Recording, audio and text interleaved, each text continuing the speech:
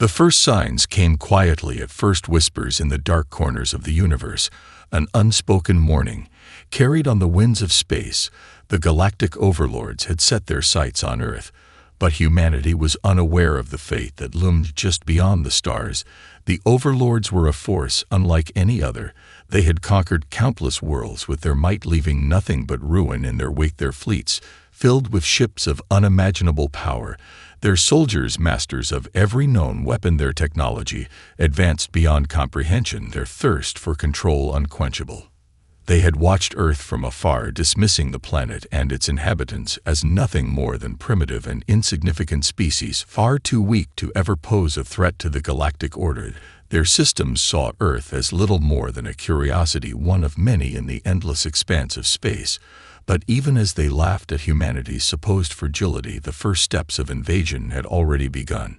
A single ship emerged from the blackness of space, its sleek, dark form cutting through the endless void in silence. It had crossed millions of light years to reach its destination, and the Overlords were ready to descend upon Earth with all the power they had at their disposal. On board the ship were the first wave of invaders, elite troops trained for one purpose: to ensure Earth would fall to their will. Their fleet would follow soon after. In the quiet before the storm, humanity remained unaware. Their scientists and military leaders were absorbed in routine matters. The world moved as it always had, with people going about their days unaware that the greatest threat in history was already within reach. For the moment, the only sign of anything strange was the sudden appearance of mysterious objects in the sky, bright streaks of light that tore across the heavens with terrifying speed. Some dismissed them as meteors, others speculated they were experimental military crafts, but no one knew the truth. On the ground, people went about their lives as normal. In major cities, governments functioned on the usual rhythm of political negotiation, while in the remote corners of the world, farmers toiled in their fields, workers labored in factories, teachers stood before classrooms sharing knowledge with children across the globe. Every person lived as if tomorrow would be the same as today.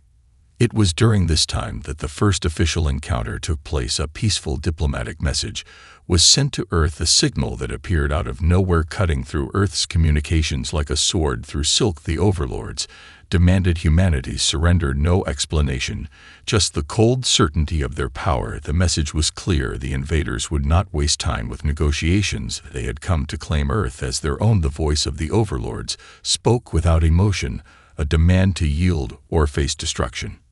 In the chaos that followed, world leaders scrambled to respond. Television broadcasts flashed with emergency alerts, radio waves hummed with confusion.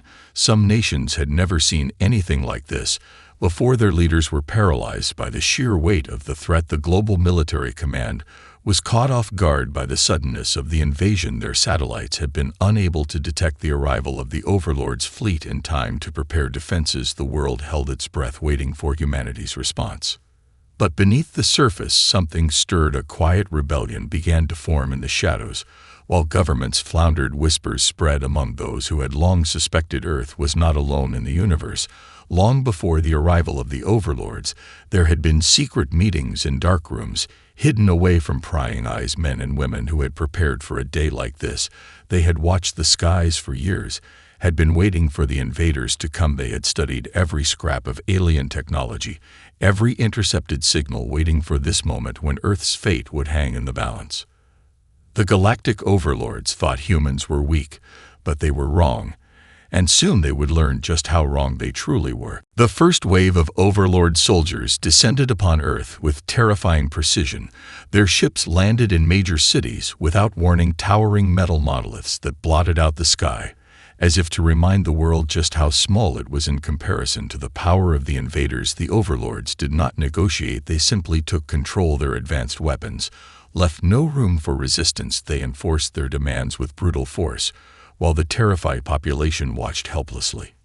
Major cities like New York, London, Tokyo, and Paris fell almost instantly as their military forces were wiped out in a matter of hours, Once the invaders had secured key locations, they broadcast their command to the rest of the world, a chilling demand that every human surrender or face annihilation.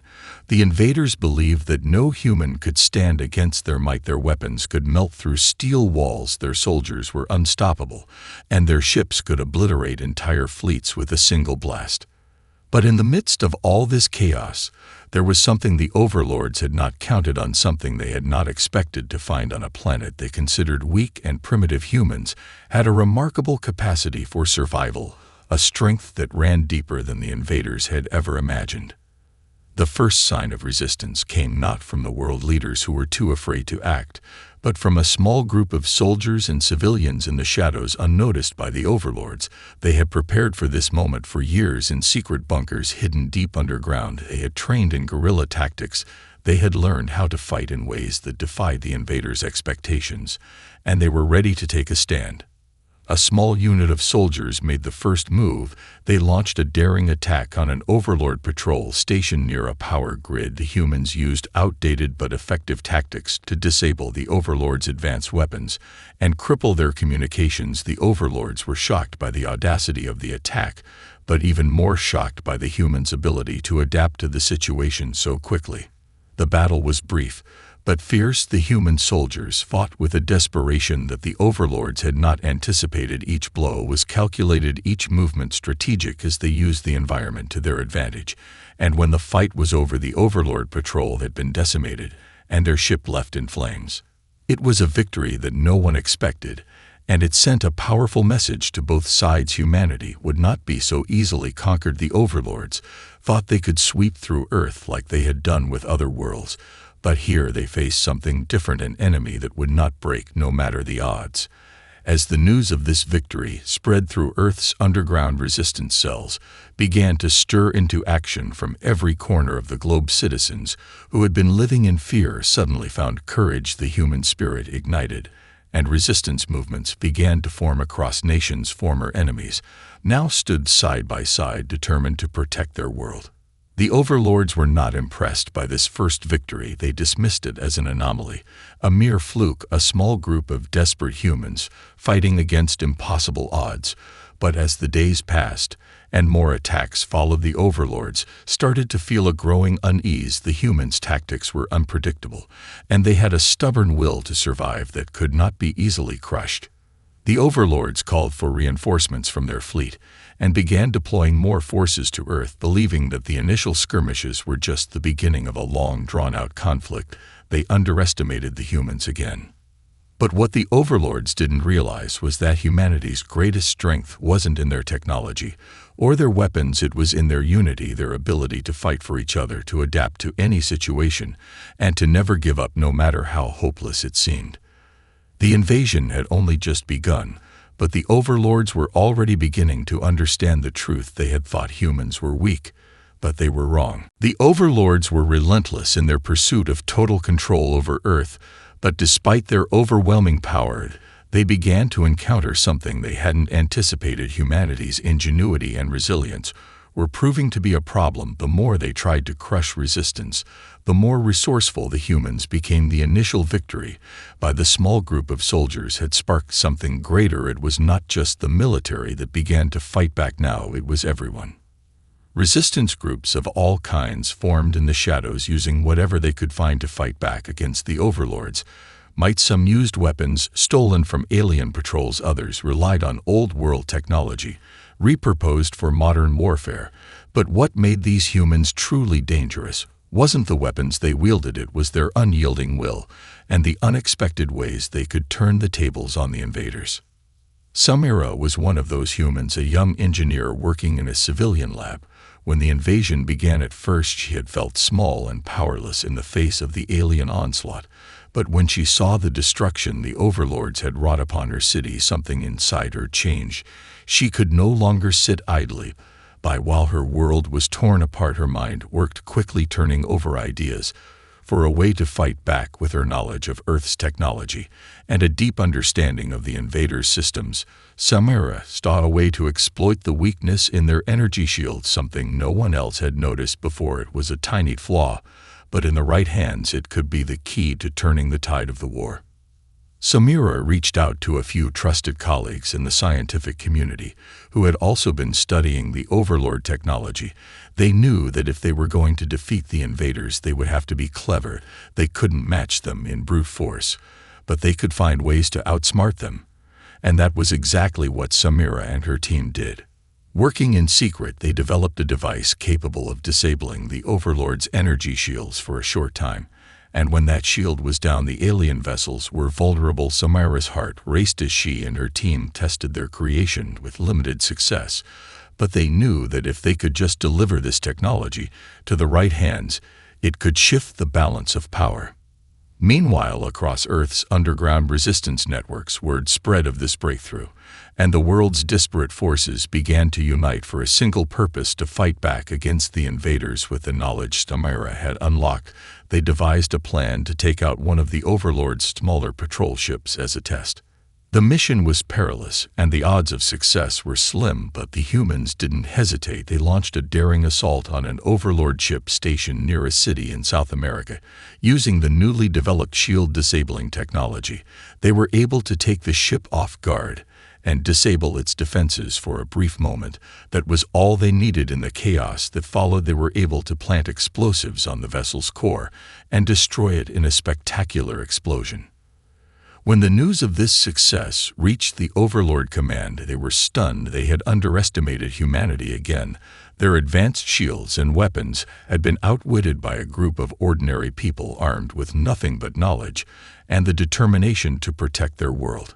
The Overlords began to panic. They had no idea how much humanity had learned in such a short time, nor could they fathom how deeply their underestimation of Earth's species had cost them. The Overlord's supreme commander, a cold and calculating figure, ordered reinforcements to Earth, but even they could sense the growing unease in their ranks.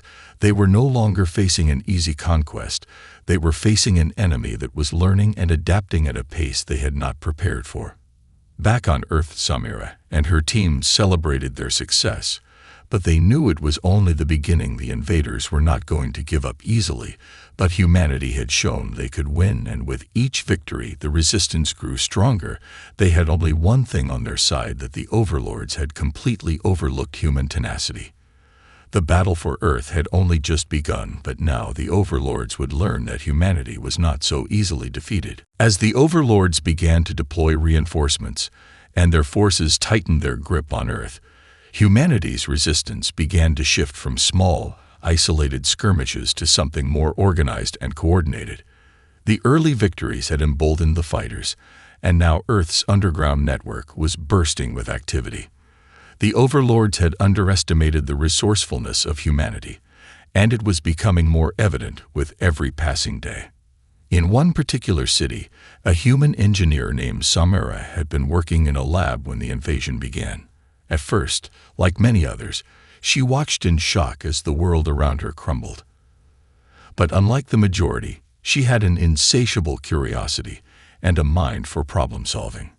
She couldn't just stand by and watch as her world was torn apart. She joined a small team of scientists and engineers who had already begun to study the technology left behind by the invaders. The first thing they discovered was that the Overlord's technology, for all its superiority, wasn't invulnerable. It had flaws. Samira was the first to realize that the Overlord's shield technology, which seemed impenetrable at first, had one weakness. It was a minor flaw, buried in the way their energy fields interacted with certain frequencies of electromagnetic radiation. It wasn't enough for them to notice, but it was enough for humans to exploit. The only problem was that humans didn't have the advanced equipment to do it. At least, not until they could reverse engineer parts of the Overlord's technology. With the help of a small team of engineers and hackers, Samira was able to create a rudimentary weapon designed to emit the exact frequency that would destabilize the Overlord's shields. It was crude, built from scavenged human tech and alien scraps. But it worked. The test run was successful, and Samira's team managed to disable one of the Overlord ships that had been patrolling a major city. The result was stunning. The Overlords, assuming their dominance, hadn't even thought of a countermeasure for such an odd and unexpected attack. The Overlord ship was disabled, And after a brief violent firefight, humanity's resistance captured the vessel's data core, unlocking valuable information that would change the course of the war. But the victory wasn't just symbolic, it was practical. The humans now had a fighting chance against a foe they'd once considered invincible. As news of the attack spread, other resistance cells worldwide began to rally around Samira's success. They'd modify their own weapons, setting up attacks against key overlord positions. Military leaders who had once been paralyzed by the sheer scale of the invasion now had a glimmer of hope. They weren't just defending their cities, they were slowly learning how to turn the tide. The overlords, at first dismissive of these isolated incidents, now had to confront the undeniable truth. Humanity was not the weak species they'd thought. The more attacks came, the more the overlords started to feel a growing sense of frustration. Their advanced technology, once thought to be an insurmountable barrier, was slowly being cracked by these human minds. Their soldiers, who had been trained to fight in perfect coordination and superiority, now found themselves facing guerrilla tactics that threw them off balance.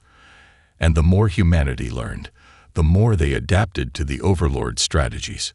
One of the overlord commanders, a being of immense intellect and tactical prowess, was sent to Earth to deal with the growing insurgency. He was confident that he could put down the humans' resistance with swift and overwhelming force. What he didn't know was that, unlike other species they'd conquered, humanity's power didn't lie in superior numbers or technology. It lay in their ability to keep adapting, to keep fighting when all hope seemed lost. The overlords thought they could break humanity with force. They had no idea how wrong they were. In the quiet of one night, Samira sat in her lab, staring at the screen filled with alien schematics. Her team was working through the night, analyzing data from the captured ship. The world outside was filled with uncertainty, but in that moment, she felt something she hadn't in days: hope.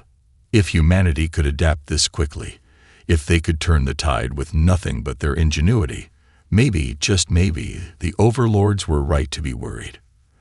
The resistance was growing stronger, and Earth would not go down without a fight. As the days passed, the resistance began to take on a life of its own. What had started as small, isolated cells of humans fighting back with whatever they could get their hands on had now blossomed into a full-scale global rebellion. Cities that had once fallen easily to the overlords now had fortified pockets of resistance, and the once impenetrable alien forces found themselves stymied by the relentless human spirit. Samira's weapon, the frequency disruptor, had become a symbol of humanity's ingenuity. Her team had refined the design, and what started as a prototype was now mass-produced and deployed in every major resistance cell. Human forces, armed with their new weaponry, now had the upper hand in localized battles. They began taking down overlord patrol ships and crippling their communication lines, disrupting their ability to coordinate an effective response. The overlords, still recovering from the shock of the human resistance, underestimated just how much the human mind could accomplish in the face of overwhelming odds. They believed their superior military tactics and technology would eventually snuff out the human fire, but every time they believed they had eradicated one cell, two more would spring up in its place. It was a game of whack-a-mole, but this time, the moles weren't going down quietly. The Overlord Supreme Commander, a being of immense intellect and cold logic, realized the threat humanity posed was no longer a matter of simple conquest. It had become a war of attrition, one the overlords had never faced before. In their past conquests, they'd crushed worlds with ease, their superior technology and overwhelming numbers always ensuring victory. But Earth was proving to be different. Every time they thought they had a handle on the situation, humanity would adapt and strike back harder. In a desperate move, the Supreme Commander decided to take a more direct approach. He ordered the deployment of a new breed of soldiers, biologically engineered warriors, enhanced with the best of overlord genetic manipulation and technology. These creatures were designed to be unstoppable, stronger, faster, and more deadly than anything humanity had ever faced. They were sent to Earth's major cities to crush the rebellion once and for all. But as the Overlords unleashed their new forces, they quickly realized that their soldiers, though deadly, had a major flaw. They were too predictable. Humanity, despite its technological disadvantages, had an uncanny ability to exploit weaknesses, and the Overlords' warriors, while immensely powerful, were not immune to human ingenuity. In one such battle, a group of resistance fighters, using old military tactics combined with scavenged alien tech, lured the engineered warriors into a trap. They used the environment, an abandoned industrial district, against them, setting off explosive charges at just the right moments to disable the aliens' enhanced senses and slow their movements. The Overlord warriors, designed to overpower enemies with brute force, found themselves disoriented and vulnerable, caught in a maze of traps the humans had set with patience and precision. Samira's weapon had disabled the Overlord shields, and now the human forces, using their guerrilla tactics, had found a way to neutralize the genetically enhanced warriors. With a well-timed strike, they overwhelmed the Overlord forces, capturing several of the warriors and learning valuable information about the Overlord's inner workings. The captured warriors, once thought to be indestructible, were now learning that there was more to warfare than brute strength. For the first time since the invasion began, the Overlord started to feel fear. The resistance wasn't just holding its ground, it was gaining ground. What they had thought was a simple, swift conquest had turned into a nightmare of unanticipated setbacks. Every new weapon they deployed seemed to be met with a human countermeasure. Every new tactic they used was anticipated by the human resistance. The tide of the war had begun to shift, and Samira and the rest of the resistance had only one message for the Overlords: humanity would not be broken. They would fight, adapt, and overcome. The Overlords had made the fatal mistake of underestimating human resolve, and now they would pay the price. The Overlords' arrogance, once their greatest strength, had become their most fatal weakness. With each new defeat, their once unshakable confidence began to crumble. They had underestimated humanity, and now they found themselves on the defensive. Despite their overwhelming technological superiority, the Overlords were forced to adapt to the unexpected, to counter tactics they had never considered, and to fight a foe that refused to stay down no matter how many times they were knocked back. The human resistance, once a scattered group of isolated fighters, was now an organized global force. The attacks on the Overlords had grown in scale and precision. What had started as guerrilla skirmishes in remote towns and cities had now expanded into major military offensives. Human forces, emboldened by the success of their previous victories, began to capture more of the Overlord's technology, reverse engineering it, and using it against them. The Overlords, unable to secure their technological edge, were forced to rely more and more on their brute strength, something that humans had long since learned to counter. The turning point came during an audacious assault on one of the Overlord's key strongholds, an enormous orbital station that served as their command center. This station was the nerve center of their entire operation on Earth, coordinating every movement of the Overlord forces. Taking it would cripple their control over the planet. But the challenge was immense. The station was well defended, and its outer shields were nearly impenetrable. But the resistance had something the Overlords didn't expect: a human mind capable of seeing patterns and flaws others could not. Samira, whose weapon had already dealt a critical blow to Overlord technology, worked with a team of engineers and hackers to develop a daring plan. They had studied the orbital station's energy systems and realized that its power grid, while formidable, could be overloaded by targeting a specific power conduit, one that was buried deep within its structure. If they could breach the outer defenses and plant a device to overload the grid, they could disrupt the entire station's systems. The operation was risky, but the resistance had learned to take risks. In the dead of night, a small fleet of human ships, armed with stolen Overlord technology and guided by an elite team of resistance fighters, approached the orbital station. They had the element of surprise, something the Overlords had foolishly neglected to anticipate. Samira's team had painstakingly infiltrated the station's data systems, and they knew the exact location of the power conduit. The assault began with precision. The humans used their own version of the Overlord's cloaking technology, allowing them to slip past the station's outer defenses unnoticed. Once inside, the elite team, led by Samira herself, moved swiftly through the station's corridors, evading Overlord patrols and setting charges along the way. Every step was calculated, every move executed with the kind of efficiency that came from having little choice but to succeed. But the Overlords were not blind. As the team approached their target, alarms blared across the station. The Overlords had realized they were under attack, and their response was swift and brutal. Overlord soldiers, reinforced with new advanced weaponry, poured into the station to counter the breach. What they didn't expect was the ferocity of the humans' defense. Each resistance fighter fought with the knowledge that this mission could be their last, but also with the belief that if they succeeded, they would cripple the Overlord's hold on Earth forever. In the final moments of the battle, with Overlord forces closing in, Samira and her team succeeded in reaching the power conduit and planted the charge. The explosion was deafening, and the station's systems went dark in an instant. The Overlords, scrambling to regain control, found themselves thrown into disarray as their communications faltered and their coordination collapsed. Humanity had done it again. Against all odds, they had taken down one of the Overlord's most crucial strongholds. The victory sent shockwaves through the Overlord ranks, and for the first time since the invasion began, they realized that this war would not be won through sheer force alone.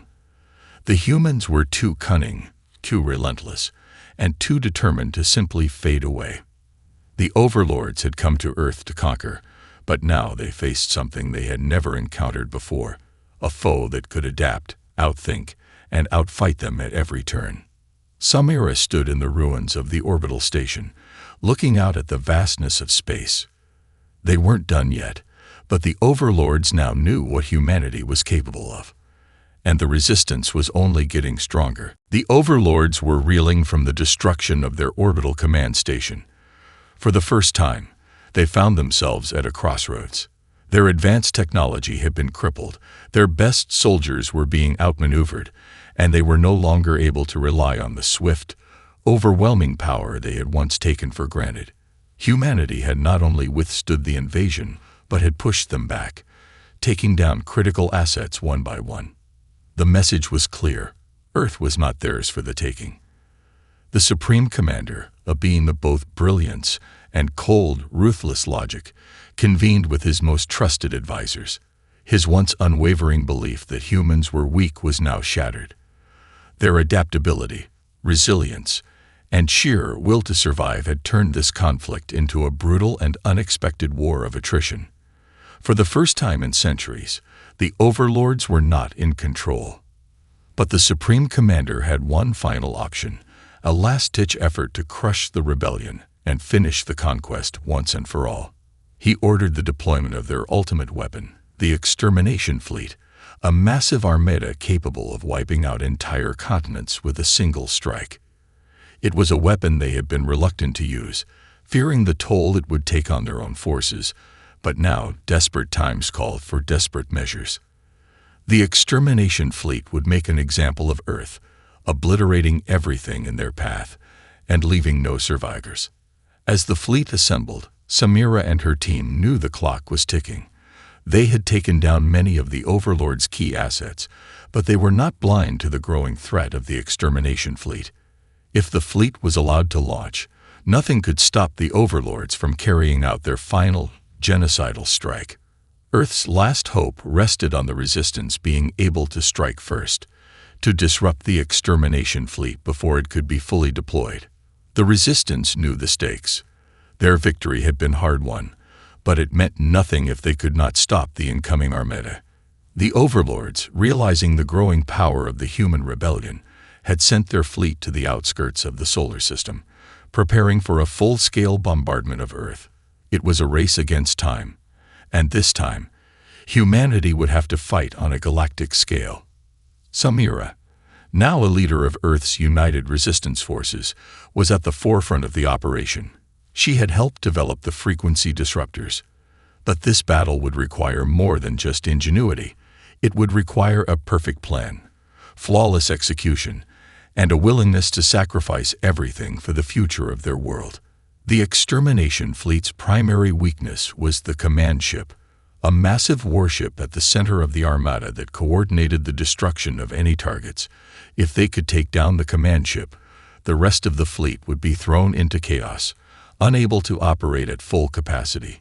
The plan was simple: get in close, disable the command ship's shields with a massive EMP burst, and then unleash a full-on assault with the combined might of Earth's forces.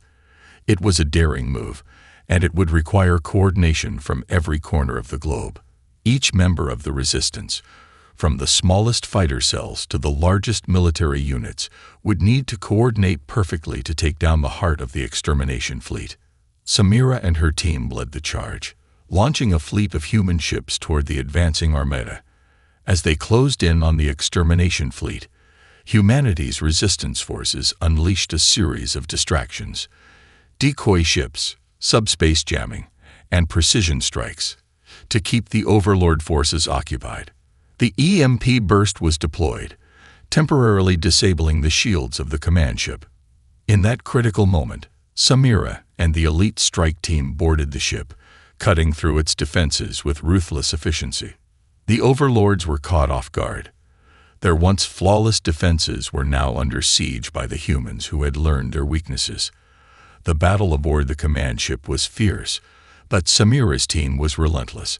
They fought through waves of alien soldiers, pushing forward toward the heart of the ship, where the Overlord's command center was located. As Samira stood at the threshold of the command center, looking at the alien control systems before her, she felt a surge of triumph mixed with a quiet, powerful realization. Humanity had done the impossible. Against overwhelming odds, they had fought back, not just with brute force, but with intelligence, adaptability, and a refusal to accept defeat.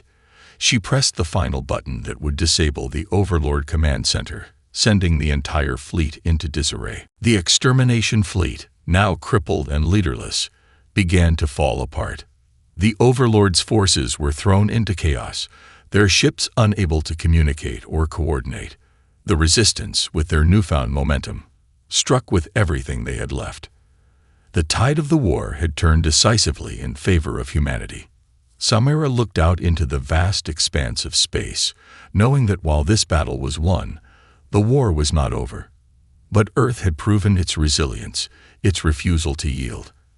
And the Overlords, they had learned that humans were not a species to be taken lightly. The battle for Earth was far from over, but the Overlords had suffered a devastating blow. The destruction of their extermination fleet, along with the fall of their command ship, shattered their once unshakable grip on the planet. For the first time in the invasion, the Overlords were on the defensive, their forces disoriented and leaderless. The human resistance, bolstered by their successes, pressed forward with renewed vigor. Earth was not just holding out, it was striking back, harder than ever before. Samira stood in the command center of a resistance stronghold, staring at the holographic map of the Earth's battlefront. There was a sense of grim satisfaction in her expression, an understanding that they had not only survived, but had begun to turn the tide. The Overlords had underestimated humanity, assuming that their superior technology and military might would crush them effortlessly. But as the days turned into weeks and the weeks into months, humanity had adapted, fought back, and outsmarted them at every turn. The Overlords' arrogance had cost them dearly, and now they were paying the price. But even as Earth began to gain ground, Samira knew that this wasn't the time to celebrate. The Overlords still had vast resources, and their new tactics, despite their earlier failures, would undoubtedly evolve. Earth's victory in the extermination fleet battle had dealt a serious blow to their strategy, but the Overlords were still a force to be reckoned with. If humanity were to survive, they needed to capitalize on their newfound advantage and hit the Overlords where it hurt the most. Samira and her team worked tirelessly to plan the next phase of the campaign. They knew that now was the moment to take the fight to the heart of the Overlords' operations, to attack their remaining fleets, destroy their last strongholds, and ensure that their forces could never regain control. The Resistance had learned so much from the captured Overlord technology, and now they would use it against them. Their tactics had evolved too, as guerrilla warfare was no longer enough. They needed to strike with precision, intelligence, and overwhelming force. Meanwhile, across the globe, Earth's people had united like never before. Nations that had once been divided by borders and ideologies now stood together, fighting as one against a common enemy. The Overlords' invasion had unintentionally forged a bond among humanity, a sense of unity that transcended all differences. Scientists, engineers, soldiers, and civilians, every person played a role in this struggle. Earth's resistance had become an unstoppable force, a beacon of hope for the entire planet. But the Overlords were not done yet. They had retreated to their last remaining stronghold, a massive fortress on a distant moon, hidden in the shadows of a gas giant. It was their last chance to recover, to regroup and rebuild, and the Resistance knew that this was their final opportunity to end the war for good. Samira and the leaders of the global Resistance formulated a plan to assault the Overlord fortress and destroy their leadership once and for all. The operation was unprecedented in scale. Every available ship, every fighter, every soldier, and every piece of technology humanity could muster was thrown into the battle. It was a coordinated assault that spanned the globe and reached into space. The Resistance's forces descended upon the Overlord's last stronghold with everything they had, fighting with everything they had learned over the course of the war. The final battle was a brutal and chaotic clash, with the Overlords fighting back fiercely, but their unity had been shattered, their command structure decimated, and their forces were scattered. The Resistance, on the other hand, fought with the strength of a species that had known nothing but struggle and survival. Earth's people fought not just for their homes and their planet, but for the future they would create together. In the end, it was Samira and a small team of Resistance fighters who reached the heart of the Overlord stronghold, their command center. The Overlord's supreme commander, once so sure of his species' superiority, now stood before her, his empire on the brink of collapse.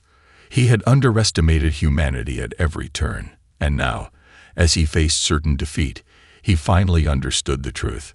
The humans were not weak. They were not fragile.